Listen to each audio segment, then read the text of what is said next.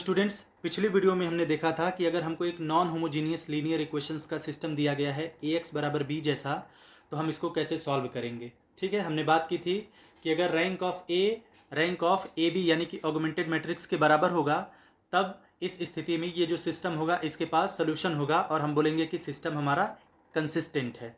और दूसरी तरफ अगर रैंक ऑफ ए और रैंक ऑफ ए बी बराबर नहीं होते हैं, तब सिस्टम को इनकंसिस्टेंट बोला जाएगा, यानी उसके पास कोई भी सोल्यूशन नहीं होगा। ठीक है, हमने ये भी देखा था कि अगर सिस्टम कंसिस्टेंट है तो कंसिस्टेंट होने का मतलब ये है कि उसके पास यूनिक सोल्यूशन भी हो सकता है और इनफाइनाइट सोल्यूशंस भी हो सकते हैं। हमने एग्जाम्पल्स कुछ देखे थे जिनमें हमने ये बात और अच्छे से स्पष्ट की थी।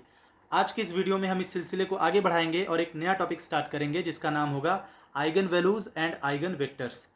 तो आइगन वैल्यूज़ और आइगन वेक्टर्स को समझने के लिए हमको कुछ बेसिक डेफिनेशंस के बारे में आइडिया होना चाहिए, जो आगे हमारी काफ़ी हेल्प करेगा उस कॉन्सेप्ट को अच्छे से समझने में। ठीक है, तो इसमें सबसे पहली जो डेफिनेशन है, जो सबसे पहला कॉन्सेप्ट आता है हमारे पास, वो है मैट्रिक पॉलिनोमियल का। यहाँ पे हमने डेफिनेशन पहले से ही लिख रखी है। ये बिल्कुल वैसा ही है जैसे हम लोग पॉलिनोमियल, जो ऑर्डिनरी पॉलिनोमियल होता है, जो एक्स में पॉलिनोमियल हम लोग पढ़ते हैं, जैसे लिखते हैं ना, F X equals A zero plus A one X plus A two X square plus A three X cube plus dot dot dot plus A N X power N. तो उसको एन डिग्री का polynomial बोलते हैं। X में x को indeterminate बोला जाता है। तो ऐसे ही यहाँ पे मैट्रिक पॉलिनोमियल डिफाइन किया गया है। वहाँ पे जो ऑर्डिनरी पॉलिनोमियल में जो हमारे कोफिशिएंट्स होते हैं वो कांस्टेंट्स होते हैं, लेकिन यहाँ पे मैट्रिक पॉलिनोमियल में जो कोफिशिएंट्स दिख रहे हैं वो अपने आप में मैट्रिसेज हैं, और वो भी स्क्वायर मैट्रिसेज हैं। तो यहाँ पे जो भी डेफिनेशन लिख रखी है हम बस उसकी समरी बता रहे हैं कि अगर a0, a1, a2, a3 dot dot dot am-1 और am ये सारे के सारे अगर स्क्वायर मैट्रिसेज हों और सबका ऑर्डर सेम हो, तो अगर हम एक एक्सप्रेशन बनाएं एफ लेमडा, और ये ऐसे डिफाइन हो कि a0 plus a1 lambda plus a2 lambda square plus a3 lambda cube plus dot dot dot plus am-1 lambda power m-1 plus am lambda power m। ठीक है, तो इस तरीके का जो एक्सप्रेशन होगा इसको मैट्रिक पॉलिनोमियल बोला जाएगा। और जैसे ऑर्डिनरी पॉलिनोमियल में x को इंडिटर्मिनेट बोलते हैं, वैसे ही यहाँ इस मैट्रिक पॉलिनोमियल में लैम्डा को इंडिटर्मिनेट बोला जाएगा। और अगर am जीरो नहीं है, जीरो का मतलब चूंकि ये तो मैट्रिक्स है तो ये किसी मैट्रिक्स के ही बराबर होगा। ठीक है, तो अगर am कोई जीरो मैट्रिक्स नहीं है, यानी कि अगर ये नल मैट्रिक्स नहीं है, तो इसका मतलब ये है कि यहाँ लैम्डा पावर m का कोफिशिएंट यहाँ पे रहेगा। तो इस केस में जो मैट्रिक पॉलिनोमियल होगा उसको हम m डिग्री का मैट्रिक पॉलिनोमियल बोलेंगे। और यहाँ पे जितने भी स्क्वायर मैट्रिसेस दिख रहे हैं, अगर इन सबका ऑर्डर हमें पता है, मान लीजिए वो ऑर्डर n है, तो हम इस मैट्रिक पॉलिनोमियल को बोलेंगे एन रोड मैट्रिक पॉलिनोमियल। यहाँ पे हमने लिख रखा है एन रोड मैट्रिक पॉलिनोमियल। ठीक है, यहाँ पे हमने एक और बात बताई है कि किसी भी दिए गए स्क्वायर मैट्रिक्स ए को हम लेमडा पावर जीरो इंटू ए लिख सकते हैं। इसका मतलब किसी भी स्क्वायर मैट्रिक्स को हम एक जीरो डिग्री का मैट्रिक पॉलिनोमियल मान सकते हैं। आगे बढ़ते हैं। यहाँ पे दो और इंपॉर्टेंट बातें हैं जिनको हमने दो नोट्स में बताने का प्रयास किया है। तो नोट वन में जो है, नोट वन में आप देखेंगे तो नोट वन में बताया गया है कि two matrix polynomials will be equal if and only if the coefficients of like powers of lambda are equal. यानी अगर लैम्डा में दो मैट्रिक पॉलिनोमियल्स आपको दिए गए हैं, तो अगर उनको आपको बराबर करना है तो वो बराबर तभी होंगे जब लैम्डा की सेम पावर के जो कोफिशिएंट्स होंगे वो भी आपस में क्या हो जाएंगे, बराबर हो जाएंगे। ठीक है, ये तो पहली बात हो गई। दूसरी बात को हमने दूसरे नोट में लिखा है। ये बात क्या कह रही है, तो इसमें बताया गया है कि if the elements of a given matrix, obviously square matrix, ठीक है, are all ordinary polynomials in lambda, then the whole matrix can be expressed as a metric polynomial of degree m, where m is the highest power of lambda occurring in the element of the matrix। ठीक है, क्या मतलब हुआ इसका? सीधा सीधा आप ऐसा समझिए कि अगर कोई मैट्रिक्स दिया गया है जिनमें जो एलिमेंट्स हैं वो एलिमेंट्स ही अपने आप में लैम्डा में पॉलिनोमियल हैं, तो उस पूरे मैट्रिक्स को भी हम एक मैट्रिक पॉलिनोमियल में बदल सकते हैं, एक्सप्रेस कर सकते हैं m डिग्री में। जहां पे m क्या है, जितने भी एलिमेंट्स आपको दिखेंगे उनमें जो सबसे हाईएस्ट पावर होगी, सबसे हाईएस्ट डिग्री जिस एलिमेंट की होगी, m वही डिग्री को यहाँ पे रिप्रेजेंट करेगा। ठीक है, तो एक एग्जाम्पल से हम इसको समझते हैं। तो ये हमने एक एग्जाम्पल ले रखा है जिसमें एक मैट्रिक्स ए दिया गया है जिसके एलिमेंट्स कैसे हैं, 1 plus 2 lambda plus 3 lambda square 4 minus 6 lambda, 1 plus lambda square 3 plus 4 lambda square 1 minus 2 lambda, plus 4 lambda square, 2 minus 3 lambda plus 2 lambda square, और यहाँ पे 5 और 6। ठीक है, हो सकता है आपको बैकग्राउंड में थोड़ा बहुत शोर सुनाई दे, आप उसको इग्नोर करेंगे। ठीक है, तो इस पूरे मैट्रिक्स को हम देखिए कैसे लिख सकते हैं। जितने भी यहाँ पे एलिमेंट्स हैं वो एलिमेंट्स भी अपने आप में पॉलिनोमियल्स हैं। ठीक है, डिग्री 2 में, क्योंकि जितने भी लैम्डा यहाँ पे दिख रहे हैं उसमें जो लैम्डा की सबसे हाईएस्ट पावर है वो ऑब्वियसली कितनी है, 2 है। ठीक है, तो इनको हम थोड़ा सा रीअरेंज किए, मतलब सबको हम लैम्डा स्क्वायर में एक पॉलिनोमियल बनाने का प्रयास किए हैं। जैसे हम 5 को क्या लिख सकते हैं, 5 plus 0 into lambda plus 0 into lambda square, ताकि ये 5 जो है वो एक 2 डिग्री का पॉलिनोमियल हमको दिख सके। ठीक है, ऐसा ही हमने 6 के लिए किया है। ऐसा ही हमने 4 माइनस 6 लैम्डा को क्या लिखा है, 4 minus 6 lambda plus 0 into lambda square. ठीक है, 1 प्लस लैम्डा स्क्वायर को क्या लिखा है, 1 plus 0 into lambda plus lambda square. तो यहाँ पे जितने एलिमेंट्स हैं उस सारे एलिमेंट्स को अगर हम इस तरीके से लिख दें तो इसको हम मैट्रिक्स के जो जोड़ की परिभाषा होती है, एडिशन की जो डेफिनेशन होती है, उसके बेसिस पे हम इस तरीके से ब्रेक कर सकते हैं और इस चीज़ को हम ऐसे लिख सकते हैं। तो आप देख सकते हैं कि यहाँ पे हमारे पास 3 मैट्रिसेस आ रहे हैं। तो इस मैट्रिक्स को हमने A0 लिख दिया, इसको हमने A1 लिख दिया, इसको हमने A2 ले लिया। तो अगर ऐसा हम कर देंगे तो देखिए ये हमारे पास क्या बन जाएगा, ये बन जाएगा A0 plus lambda into A1 plus lambda square into A2। और ये क्या है, एक मैट्रिक पॉलिनोमियल है डिग्री 2 का। तो इस प्रकार से जो हमने नोट 2 में बात कही थी कि अगर कोई मैट्रिक्स आपको दिया गया है जो कि स्क्वायर मैट्रिक्स है, ठीक है, और इसके जितने भी एलिमेंट्स हैं वो एलिमेंट्स भी अपने आप में ऑर्डिनरी पॉलिनोमियल्स हैं, तो ये जो मैट्रिक्स है इस मैट्रिक्स को भी हम मैट्रिक पॉलिनोमियल के रूप में एक्सप्रेस कर सकते हैं। ऐसा हमेशा पॉसिबल होगा जब जब उसके एलिमेंट्स अपने आप में ऑर्डिनरी पॉलिनोमियल्स को डिनोट करेंगे।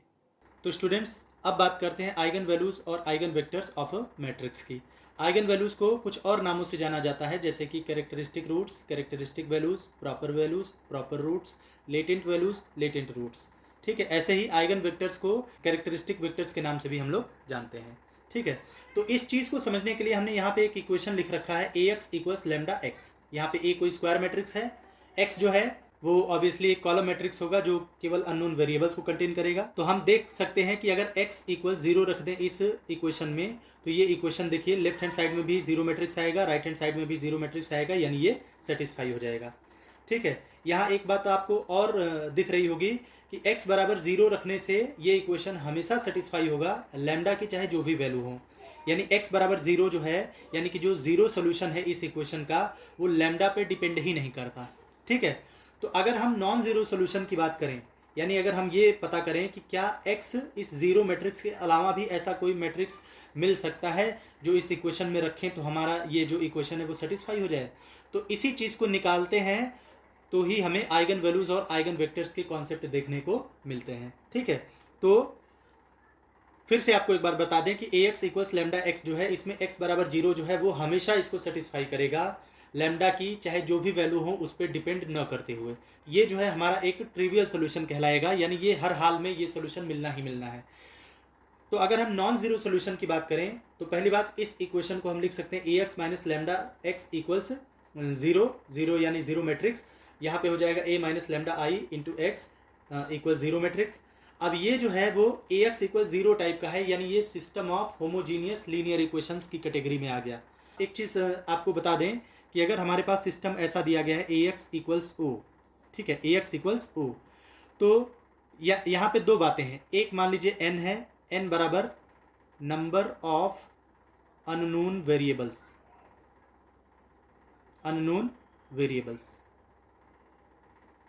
ठीक है, और r जो है वो हो गया रैंक ऑफ A। ध्यान दीजिएगा, अगर एक system of homogeneous linear equations हमको दिया गया है AX इक्वल्स O, तो जितने भी इक्वेशंस दिए गए हैं अगर उनमें अननोन वेरिएबल्स की संख्या को n मान लें और ये जो कोफिशिएंट मैट्रिक्स A दिख रहा है अगर उसका रैंक हम लोग r मान लें, ठीक है, तो जब n इक्वल्स r होता है, तो इसके पास केवल ज़ीरो सोल्यूशन मिलता है, ठीक है।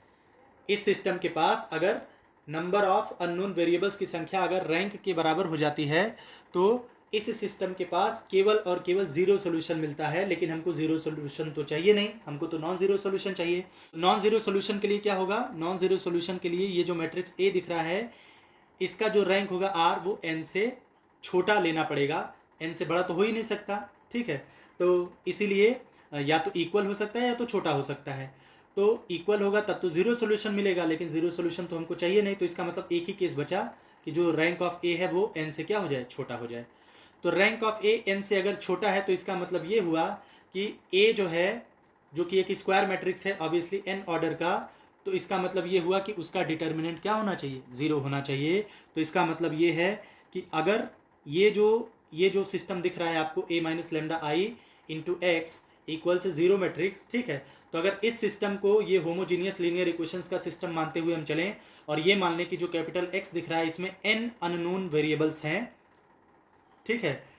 तो इसका मतलब ये है कि अगर इस सिस्टम के पास आपको नॉन ज़ीरो सोल्यूशन चाहिए तो नॉन ज़ीरो सोल्यूशन के लिए आपको ये जो कोफिशिएंट मैट्रिक्स ए दिख रहा है इसका जो रैंक होगा उस n से छोटा करना पड़ेगा। तो वो तभी पॉसिबल है जब इस ए मैट्रिक्स का डिटर्मिनेंट क्या हो जाए, ज़ीरो हो जाए। लेकिन यहाँ पे ए मैट्रिक्स के जगह पे तो ए माइनस लेमडा आई है, तो इसका मतलब हो गया कि ए माइनस लेमडा आई का जो डिटर्मिनेंट होगा वो क्या हो जाए, ज़ीरो हो जाए। इस चीज़ को आप ऐसे समझ सकते हैं, जैसे मान लीजिए ए कोई मैट्रिक्स है जिसमें 3 रो और 3 कॉलम है, यानी 3 बाई 3 ऑर्डर का स्क्वायर मैट्रिक्स है हमारे पास। तो अगर ए का डिटर्मिनेंट नॉन ज़ीरो मिल रहा है तो हम सीधे सीधे बोल देंगे कि ए का जो रैंक है वो 3 है। लेकिन अगर ए का डिटर्मिनेंट ज़ीरो हो गया तो इसका मतलब रैंक ऑफ ए जो होगा वो 3 से क्या होगा, छोटा होगा, ठीक है। तो वही बात अगर यहाँ पे हम लागू करें तो ए एक्स बराबर ओ, जो इक्वेशन हमको दिया गया है, यहाँ ए की जगह ए माइनस लेमडा आई है, ठीक है। तो इसके पास हमको ज़ीरो सोल्यूशन नहीं चाहिए, ज़ीरो सोल्यूशन नहीं चाहिए। तो ज़ीरो सोल्यूशन नहीं का मतलब है कि इसका जो रैंक है वो यन के बराबर नहीं चाहिए, बल्कि यन से क्या होना चाहिए, छोटा होना चाहिए, ठीक है। और यन है क्या, यन इस square matrix A minus lambda I का क्या है, ये ऑर्डर है। ए पहले से ही यहाँ पे स्क्वायर मैट्रिक्स है, तो ए माइनस लेमडा आई भी क्या होगा, स्क्वायर मैट्रिक्स होगा। और ए के ऑर्डर को हम एन मान के चल रहे हैं, यानी ये मान के चल रहे हैं कि इस सिस्टम में एन अननोन्स है, हमारे पास एन अननोन वेरिएबल्स हैं। तो अगर हमको ज़ीरो सोल्यूशन नहीं चाहिए, नॉन ज़ीरो सोल्यूशन चाहिए, तो उसके लिए ये बहुत ज़रूरी है कि जो इस ए माइनस लेमडा आई मैट्रिक्स का रैंक है वो एन से क्या हो जाए, छोटा हो जाए। तो जैसे अगर रैंक 3 से छोटा हो रहा था तो इसका मतलब ए का डिटर्मिनेंट 0 होना चाहिए था। तो वैसे ही अगर ए माइनस लेमडा आई का रैंक एन से छोटा हो रहा है तो इसका मतलब ये है कि ए माइनस लेमडा आई का डिटर्मिनेंट क्या होगा, 0 होगा। तो अब ए माइनस लेमडा आई का डिटर्मिनेंट जब हम लोग 0 करेंगे तो ये लेमडा में एक पॉलिनोमियल इक्वेशन बन के आएगा, और इसी इक्वेशन को ही हम लोग बोलेंगे कैरेक्टरिस्टिक इक्वेशन। इसको क्या बोलेंगे, कैरेक्टरिस्टिक इक्वेशन। तो अब चूंकि ये लैम्डा में इक्वेशन है और इसको कैरेक्टरिस्टिक इक्वेशन बोल रहे हैं, तो इसलिए यहाँ पे जो इसके रूट्स आएंगे, यानी जो लैम्डा की वैल्यूज़ आएंगी, उन्हीं वैल्यूज़ को हम लोग कैरेक्टरिस्टिक वैल्यूज़ बोलेंगे या आइगन वैल्यूज़ बोलेंगे, ठीक है। कैरेक्टरिस्टिक वैल्यूज़ बोलेंगे या फिर आइगन वैल्यूज़ बोलेंगे, या इसके और भी जो 3-4 नाम हमने ऊपर लिख रखे हैं वो बोल सकते हैं, ठीक है।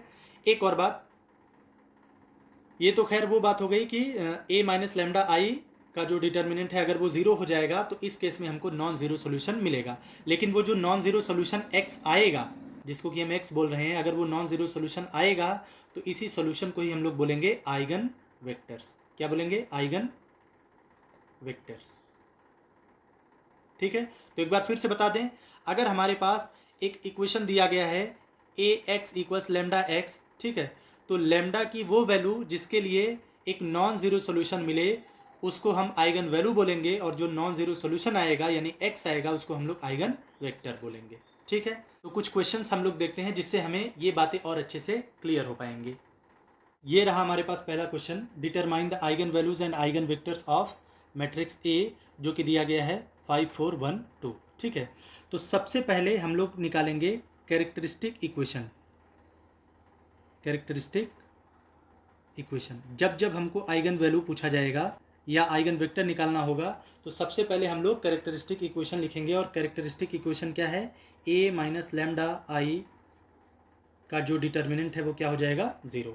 तो सबसे पहले हम लोग ए माइनस लेमडा आई कैलकुलेट कर लेते हैं कि ये आएगा कितना। यहाँ आई जो है वो यूनिट मैट्रिक्स है, उसका ऑर्डर उतना ही होना चाहिए जितना ए का है। तो ए की जगह पे आप वैल्यू रखिए 5 4 1 2, ए हो गया माइनस लेमडा आई का मतलब दूसरे ऑर्डर का यूनिट मैट्रिक्स, यानी कि 1 0 0 1। तो ये सॉल्व करने पर आपके पास कितना आ जाएगा, 5 माइनस लेमडा 4 1 2 माइनस लैम्डा। तो ये वैल्यू आ गई हमारे पास a माइनस लैम्डा आई की। अब हमको इसका डिटर्मिनेंट जीरो करना है। कैरेक्टरिस्टिक इक्वेशन क्या है, a माइनस लैम्डा आई का डिटर्मिनेंट जो आएगा उसको जीरो करिए। यानी हमको 5 माइनस लैम्डा 4 1 2 माइनस लैम्डा, इसका डिटर्मिनेंट जो है वो क्या करना है, जीरो। तो ये सॉल्व करने पे कितना आएगा, यहाँ हो जाएगा 5 minus lambda into 2 minus lambda minus 4 equals zero. ये कितना आ जाएगा, ये हो जाएगा 10 minus 5 lambda minus 2 lambda plus lambda square minus 4 equal zero. यानी इसको लिख सकते हैं लैम्डा स्क्वायर माइनस 5 और 2 7 लैम्डा और प्लस 10 माइनस 4 यानी 6 इक्वल ज़ीरो। यानी lambda minus 6 lambda minus 1 equals zero. यानी आप कह सकते हैं कि यहाँ पे लैम्डा की दो वैल्यूज़ आ गई 6 और 1। तो लैम्डा की जो भी वैल्यूज़ आती हैं इन्हीं को ही हम लोग बोलते हैं आइगन वैल्यूज़। तो इसका मतलब आइगन वैल्यूज़ आ गई हमारे पास 6 और 1। ठीक है, ये है हमारे पास आइगन वैल्यूज़। ठीक है, आइगन वैल्यूज़ आ गई हमारे पास 6 और 1। अब हमको आइगन वेक्टर्स की बात करनी है। तो किसी भी आइगन वैल्यू के करस्पॉन्डिंग जो आइगन वेक्टर होगा, ध्यान देना है वो, जैसे अगर लैम्डा हमारे पास आइगन वैल्यू है तो लैम्डा के करस्पॉन्डिंग जो आइगन वेक्टर आएगा वो इस इक्वेशन द्वारा निकाला जाएगा, a minus lambda I of x equals O, यानी जीरो मैट्रिक्स। तो अगर इसी का उपयोग हम करें तो हम लिखेंगे आइगन वेक्टर corresponding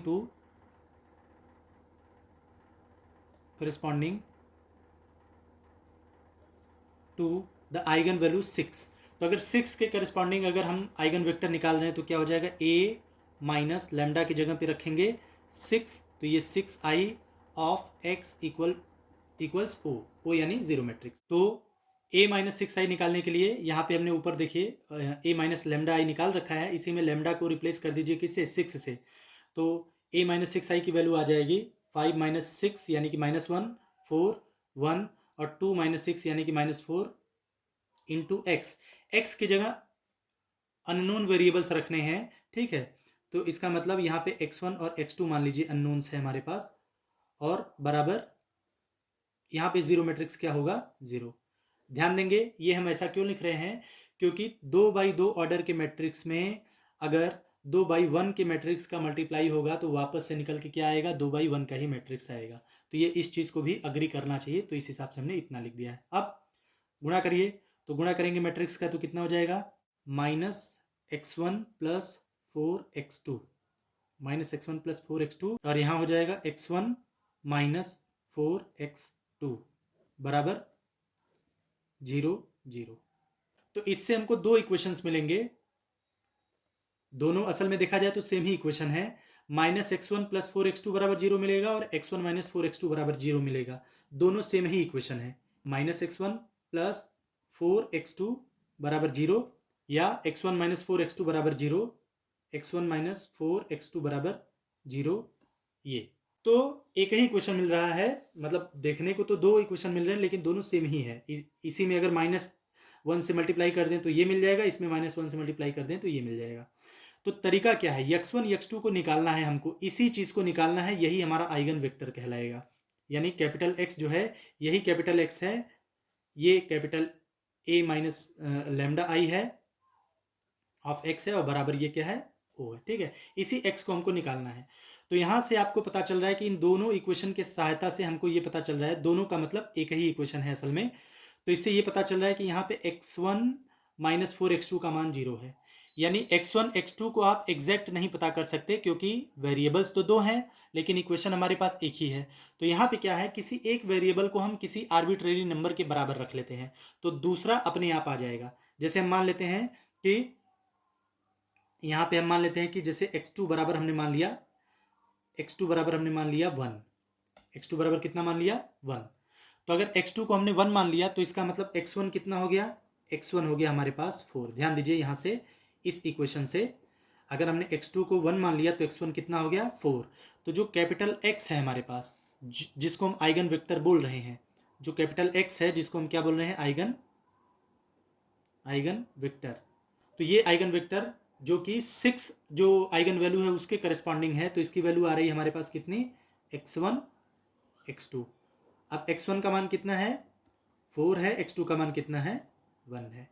अब ऐसा बिल्कुल ज़रूरी नहीं कि आप x2 की जगह 1 ही रखिए, आप चाहें तो x2 की जगह 2 रख सकते हैं, 3 रख सकते हैं, 4 रख सकते हैं, कुछ भी रख सकते हैं, कोई भी रियल नंबर रख सकते हैं।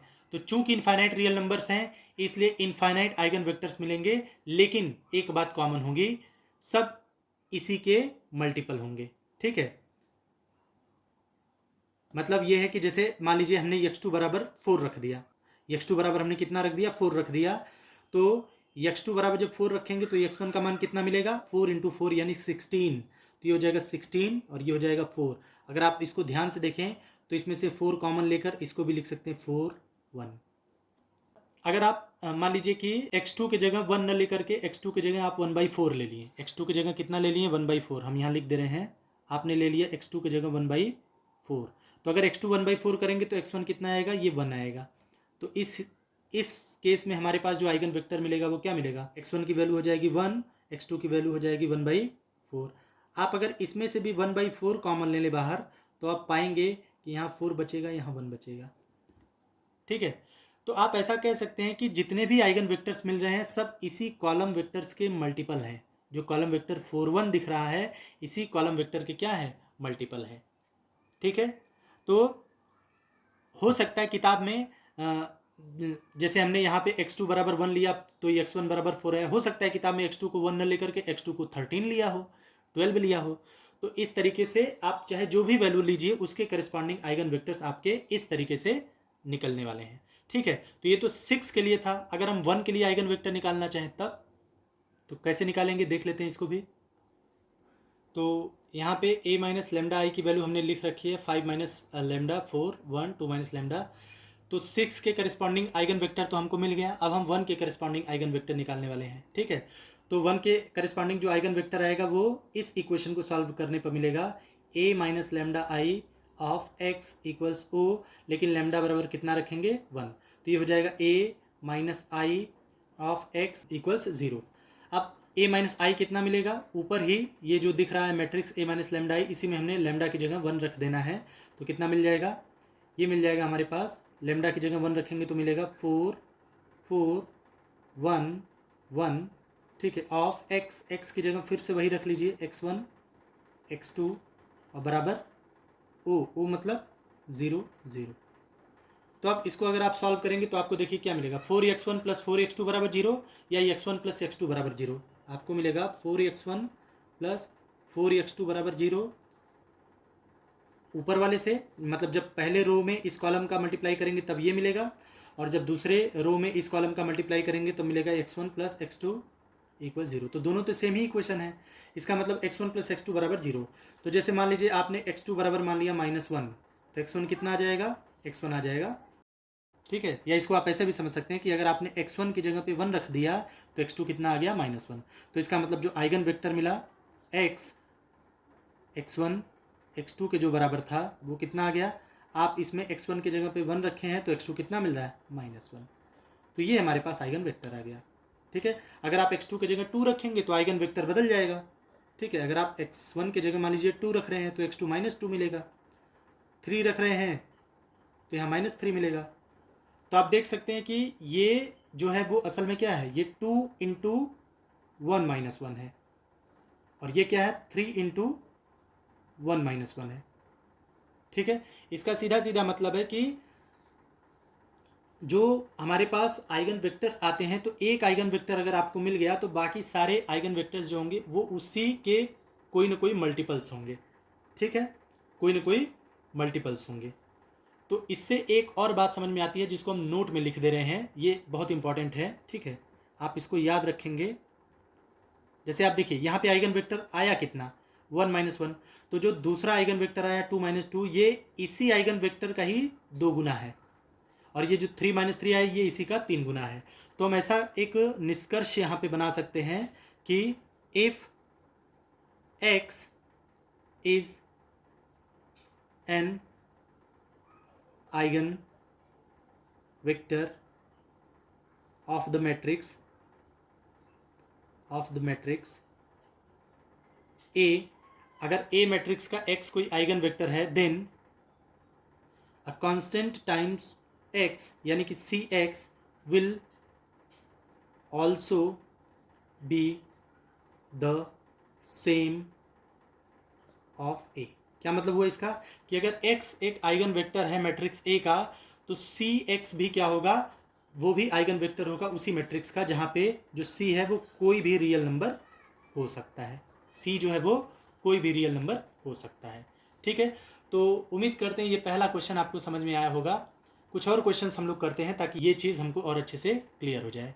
ये रहा हमारे पास अगला क्वेश्चन। इसमें भी हमको आइगन वैल्यूज़ और आइगन वेक्टर्स निकालने हैं। तो सबसे पहले हम लोग कैलकुलेट कर लेते हैं a माइनस लेमडा आई की वैल्यू। ठीक है, तो ये हो जाएगा a का मतलब हो गया 8 माइनस 6 2 माइनस 6 7 माइनस 4 2 माइनस 4 3, ये a हो गया, माइनस लेमडा इंटू आई अब इसी मैट्रिक्स के ऑर्डर के बराबर ऑर्डर वाला एक यूनिट मैट्रिक्स होगा। तो ये कितना हो जाएगा 1 0 0 0 1 0 0 0 1। ठीक है, तो ये बराबर हो जाएगा कितना,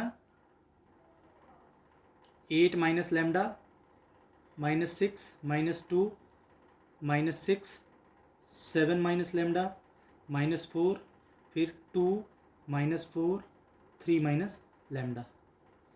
ठीक है, तो ये आ गया हमारे पास a माइनस लेमडा आई। अब हम सबसे पहले कैरेक्टरिस्टिक इक्वेशन लिखेंगे। तो कैरेक्टरिस्टिक इक्वेशन क्या हो जाएगी हमारे पास, कैरेक्टरिस्टिक इक्वेशन है हमारे पास a माइनस लेमडा आई, जो भी आया उसका डिटर्मिनेंट क्या कर दीजिए 0, यानी 8 minus lambda minus 6 minus 2 minus 6 7 minus lambda minus 4 2 minus 4 3 minus lambda equals 0। तो ये कितना हो जाएगा 8 माइनस लेमडा इंटू ये जिस रो में है और जिस कॉलम में उसको डिलीट करिए, तो जो डिटर्मिनेंट मिलेगा यानी 7 minus lambda minus 4 3 minus lambda. ठीक है, तो ये हो गया, फिर माइनस 6। अब माइनस 6 जिस रो और उस कॉलम में है उसको डिलीट करिए, तो माइनस 6 2 माइनस 4 3 माइनस लेमडा, और इसके बाद माइनस 2 इस रो और इस कॉलम को डिलीट करिए, तो क्या मिलेगा माइनस 6 2 7 माइनस लेमडा माइनस 4। ठीक है, और बराबर क्या कर दीजिए 0। तो इसको जब हम सॉल्व करेंगे, जो इक्वेशन बनेगा डायरेक्ट हम उस इक्वेशन को लिख दे रहे हैं, आप लोग सॉल्व कर लीजिएगा, वही आएगा। ये आ जाएगा सॉल्व करने के बाद lambda into lambda minus 3 into lambda minus 15 equals 0, यानी लेमडा की यहाँ पे 3 वैल्यूज आएंगी 0 3 और 15। ठीक है, तो ये आ गई हमारे पास आइगन वैल्यूज़। ये जो 0 3 और 15 है, ये क्या आ गई हमारे पास आइगन वैल्यूज़। तो आइगन वैल्यूज़ आ गई, तो आइगन वेक्टर्स कैसे निकालेंगे। आइगन वेक्टर हम पहले मान लीजिए हम 3 के करस्पॉन्डिंग निकालना चाहते हैं। ठीक है, तो लिखेंगे यहाँ पे eigen vectors corresponding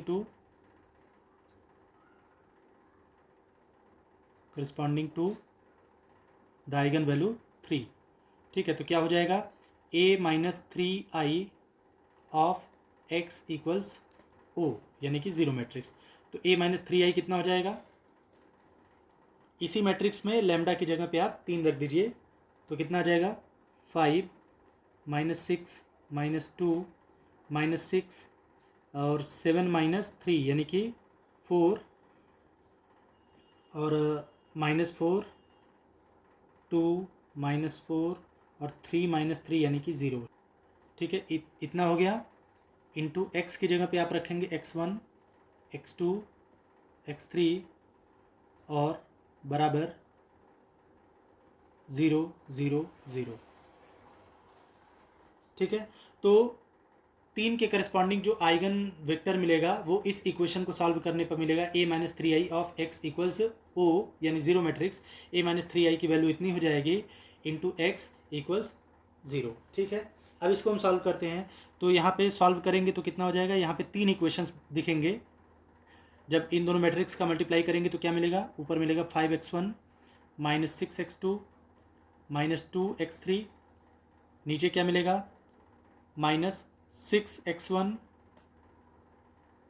plus 4x2 minus x3 minus 4x3 minus 4x3, ठीक है। और नीचे क्या मिलेगा 2x1 minus 4x2 plus 0x3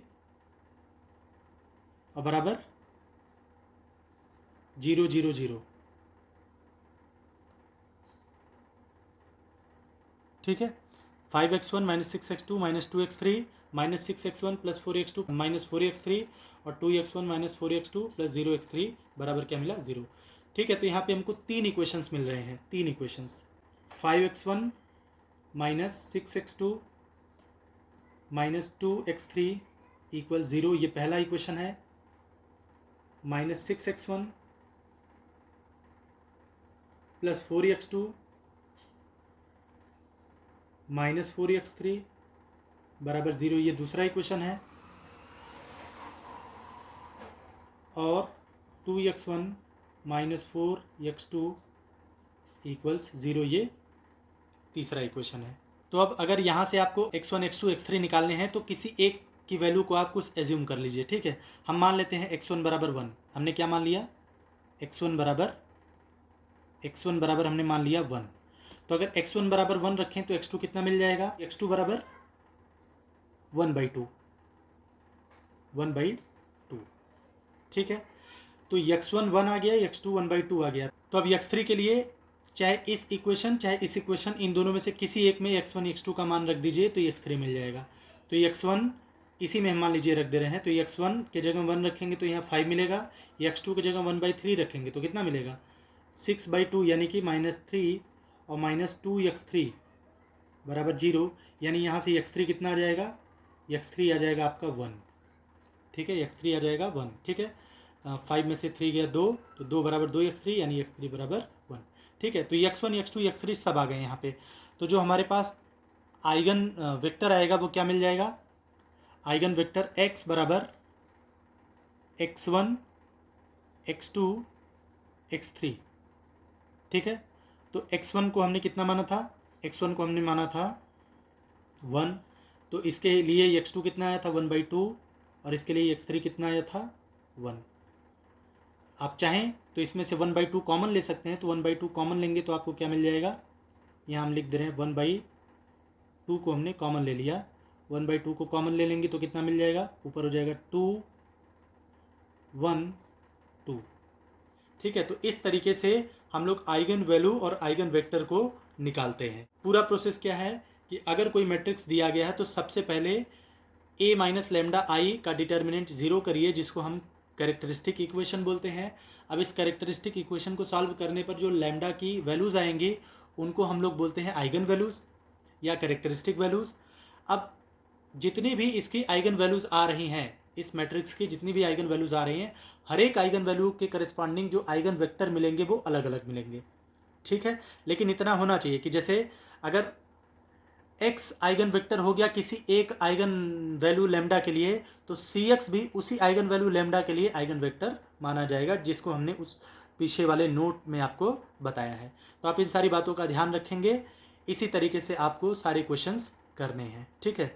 अगले वीडियो में हम देखेंगे केले हैमिल्टन थ्योरम के बारे में, जो कि बहुत इंपॉर्टेंट है। उसका प्रयोग करके हम मैट्रिक्स का इन्वर्स भी निकालते हैं बड़े आसानी से। आशा करते हैं कि आपको ये वीडियो अच्छे से समझ में आई होगी।